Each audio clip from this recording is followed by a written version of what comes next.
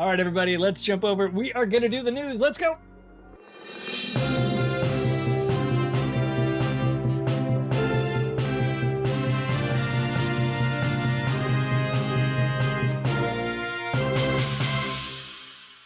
Ladies and gentlemen, welcome to Clyde Plays News. My name is Clyde. This is the news, and yes, you could read the internet to yourself, but why would you do that when I will read it to you?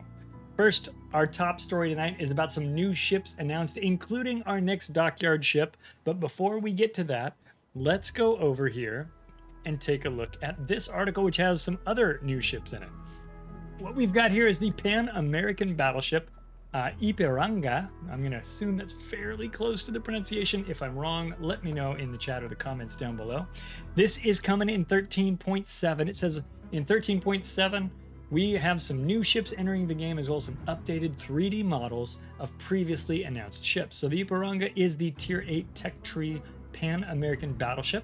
It is composed of a blend of a British hull with American upgrades. So it's a 1920s, 1930s British hull with some modernization like guns and things in the 1940s from American components. So kind of a kit bash where they smash together a few different components that already existed in the game. The ship is named after a river which is near Sao Paulo in Brazil, where the independence of Brazil was declared in 1822, for you history folks. The Hildebrand is a German Tier 10 cruiser. This is the second Tier 10 German cruiser to join World of Warships after Hindenburg, which I think came out in 2016. So it has been a very, very long time since we've gotten a new Tier 10 German cruiser in World of Warships. Hildebrand basically has two 3-barrel turrets with 305mm guns, and it is, in fact, a hybrid cruiser. People are sassed about this. You can see Biggles has a comment there in chat. It says, fans of German cruisers, except for Biggles, rejoice! The first Tier 10 German cruiser since the release of Hindenburg will soon be ready to grace your ports.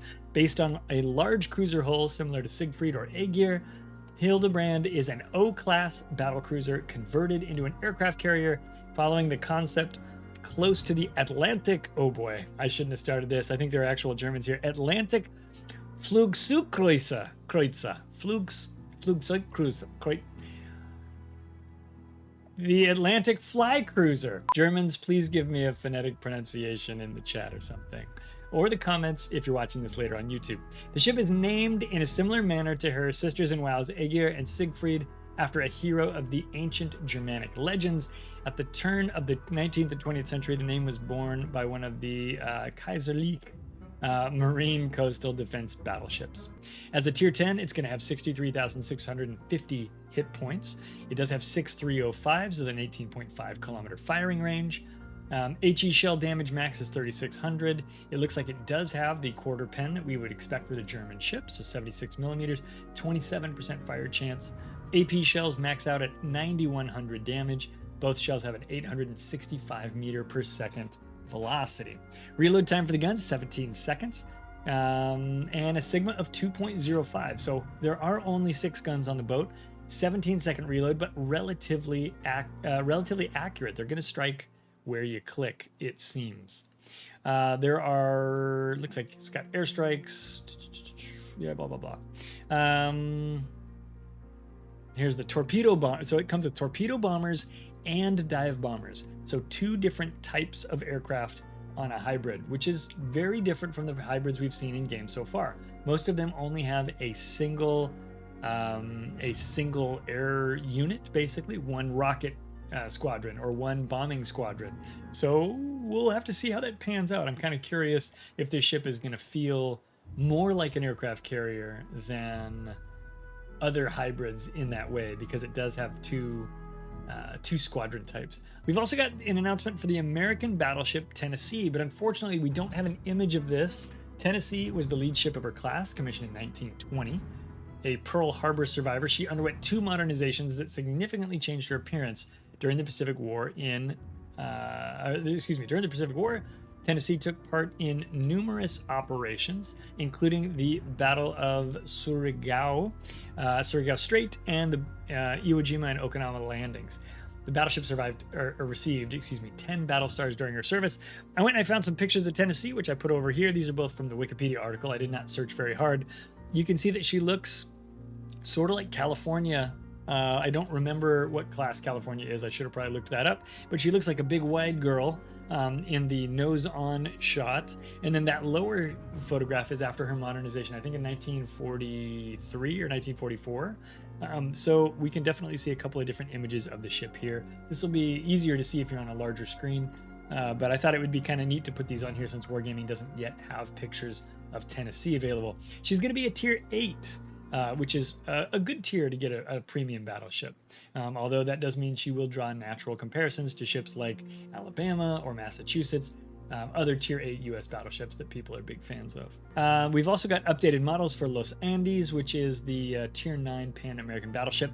You can check out this image. I'll put it up here on the screen here for the folks watching later on YouTube. Let's jump over to our top story, where we've got some interesting information about a dockyard. The new dockyard ship is going to be Almirante Oquendo. If they've already teased this ship in a previous dev blog, they had a picture of it without the fancy camo, and they gave some of its specs at that time. And they've now officially announced that this is going to be the next dockyard ship in World of Warships. It'll be a tier 9. Looks like a large cruiser or maybe a heavy cruiser. Let's get in here. Maybe it's only 203s. Yep, 203s.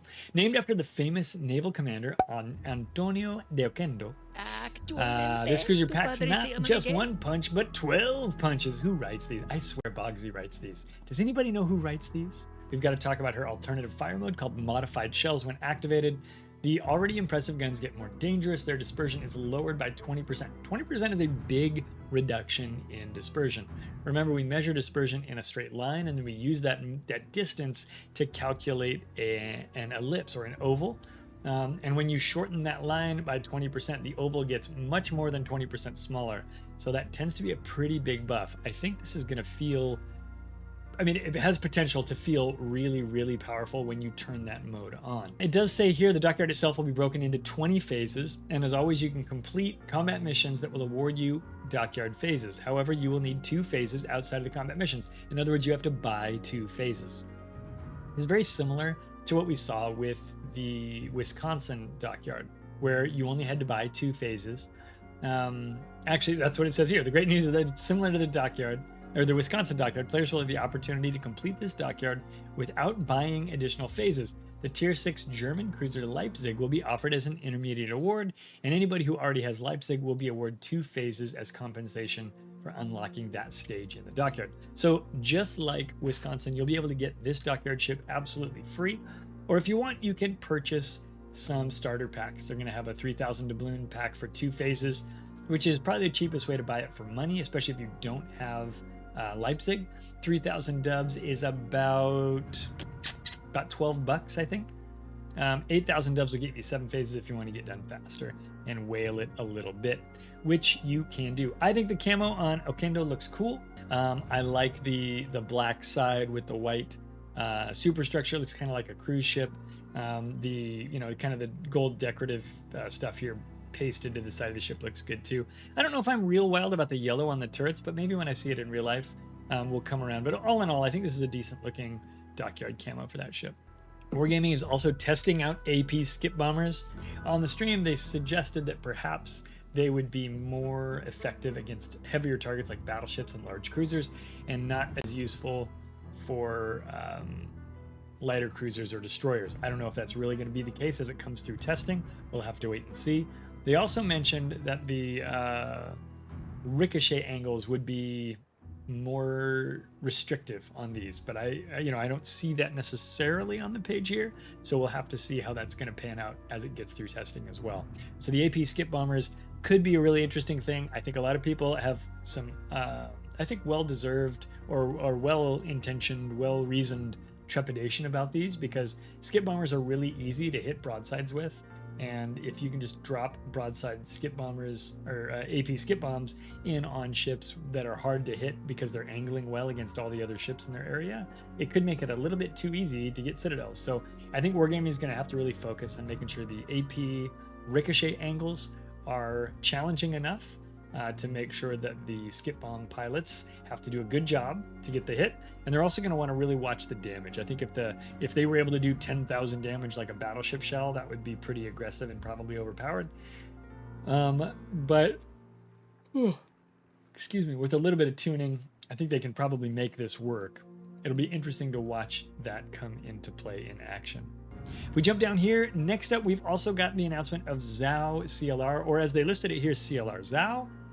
This is a carbon copy of the Zao. However, it's going to have a green CLR or color appearance. This will basically be a a premium version of a regular tech tree ship.